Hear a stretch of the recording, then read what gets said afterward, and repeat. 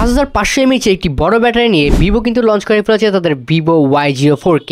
যে স্মার্টফোনটাতে কিন্তু IP64 ratings রয়েছে এবং স্মার্টফোনটার প্রাইস 464 ভেরিয়েন্ট মাত্র 11,999 টাকা, যা অফিসিয়ালভাবেই বাংলাদেশ মার্কেটে পাওয়া যাচ্ছে এবং যেটা নিয়ে খুব হাইপও চলতেছে। সো আজকের এই ভিডিওতে আমরা এই স্মার্টফোনটা নিয়ে বিস্তারিত আলোচনা করব এবং এই স্মার্টফোনটা আপনার জন্য বেস্ট হবে কিনা সেটাই জানবো এই ভিডিওতে। So without wasting any time let's begin the show. So এই স্মার্টফোনটাতে কিন্তু মিলিটারি স্ট্যান্ডার্ডের শকপ্রুফ রয়েছে, মানে স্মার্টফোনটা খুবই মজবুত এবং পাশাপাশি স্মার্টফোনটার বিল্ড ম্যাটেরিয়াল কিন্তু প্লাস্টিকই রয়েছে এবং পাশাপাশি সাইড ফ্রেমটাও প্লাস্টিক।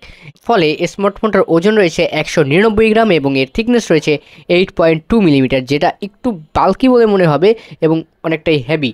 সো এরপরে আমরা যদি কথা বলি স্মার্টফোনটার ডিসপ্লে সেকশন নিয়ে, ডিসপ্লে সেকশনে স্মার্টফোনটাতে রয়েছে কিন্তু 6.74 ইঞ্চির একটি IPS LCD প্যানেল, যেটি 90 হার্জ রিফ্রেশ রেটের এবং পাশাপাশি 570 HBM নিট ব্রাইটনেস রয়েছে এবং স্মার্টফোনটার কিন্তু HD+ একটা ডিসপ্লে, পাশাপাশি 260 PPI ডেন্সিটি থাকায় মোটামুটি শার্প স্মার্টফোনটার ডিসপ্লেতে আপনারা ভিজিবিলিটি লক্ষ্য করতে পারবেন এবং ব্রাইটনেস অতটাও বেশি না, ফলে আপনি কিন্তু আউটডোরে গেলে একটু স্ট্রাগল করতে হবে। স্মার্টফোনটা রান করতেছে FuntaOS 14-এ এবং পাশাপাশি out of the box Android 14 রয়েছে এর অপারেটিং সিস্টেম হিসেবে এবং এর প্রসেসর সেকশনে রয়েছে কিন্তু ইউনি SoC T725 12 nm একটি অক্টাকোরের প্রসেসর, যেটা কিন্তু এই বাজেট রেঞ্জের স্মার্টফোনগুলোর যেগুলো রয়েছে এগুলোর জন্য তৈরি করা একটি প্রসেসর, যা দিয়ে আপনারা হেভি কাজ করতে পারবেন না, তবে ডেইলি বেসিসে ইউজ করার জন্য পারফেক্ট একটি চিপসেট এইটা। স্মার্টফোনটাতে RAM সেকশন রয়েছে 4GB 64GB এবং 4GB 128GBর দুইটি ভেরিয়েন্ট এবং পাশাপাশি এই স্মার্টফোনটার স্টোরেজ টাইপ রয়েছে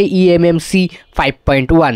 স্মার্টফোনটাতে পোর্ট এন্ড বাটন হিসেবে সবকিছু রয়েছে, স্টেরিও স্পিকার রয়েছে, সাইড মাউন্টেড ফিঙ্গারপ্রিন্ট রয়েছে, 3.5 এর অডিও জ্যাক রয়েছে এবং মোটামুটি সবকিছুই প্রয়োজনীয় এটাতে কিন্তু আপনারা পেয়ে যাবেন। স্মার্টফোনটার ক্যামেরা সেকশন নিয়ে যদি আমরা কথা বলতে চাই, এর রেয়ার রয়েছে 13 মেগাপিক্সেলের একটি f2.2 অ্যাপারচারের একটি ক্যামেরা এবং পাশাপাশি একটি অক্সিলারি সেন্সর রয়েছে যা 0.08 মেগাপিক্সেলের, মানে এটা দেওয়ার মানে কি আমি বুঝলাম না। এরপরে যদি কথা বলি সেলফি সেকশন নিয়ে, সেখানে আমরা পাচ্ছি 5 মেগাপিক্সেলের একটি সেলফি শুটার এবং এগুলো দিয়ে আপনারা 1080p 30fps ভিডিও শ্যুট করতে পারবেন, তবে ছবি কোয়ালিটি মোটামুটি এভারেজের, যা দিয়ে কাজ চালানোর মতো ছবি তুলতে পারবেন বা শখের বসে তুলতে চাইলে তুলতে পারেন। স্মার্টফোনটাতে রয়েছে 5500 mAh একটি বিগ ব্যাটারি এবং পাশাপাশি বক্সে আপনারা 15টার একটি ওয়্যার চার্জার পেয়ে যাবেন, যা দিয়ে স্মার্টফোনটা চার্জ করতে একটু টাইম লাগলেও স্মার্টফোনটা কিন্তু আমরা 1 থেকে 1.5 দিন পর্যন্ত অনায়াসে ইউজ করতে পারবেন। স্মার্টফোনটার কালার ভেরিয়েন্ট নিয়ে কথা বলে, স্মার্টফোনটাতে আমরা পেয়ে যাব টাইটেনিয়াম গোল্ড এবং ডার্ক গ্রিন এবং ভায়োলেট কালার। সো এই প্রাইস পয়েন্টটা মোটামুটি এই স্মার্টফোনটা ডেইলি ইউজের জন্য বেস্ট এবং পাশাপাশি IP রেটিং রয়েছে এবং এটাতে কিন্তু বড় একটা ব্যাটারি আপনারা পাচ্ছেন। সো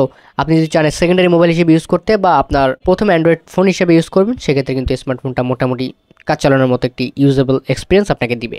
সো আজকে এই ভিডিওটা কেমন লাগলো অবশ্যই কমেন্ট করে জানাবেন। দেখাবেন নেক্সট ভিডিওতে নতুন কিছু নিয়ে। Till then stay safe, be happy, tata and chill bro.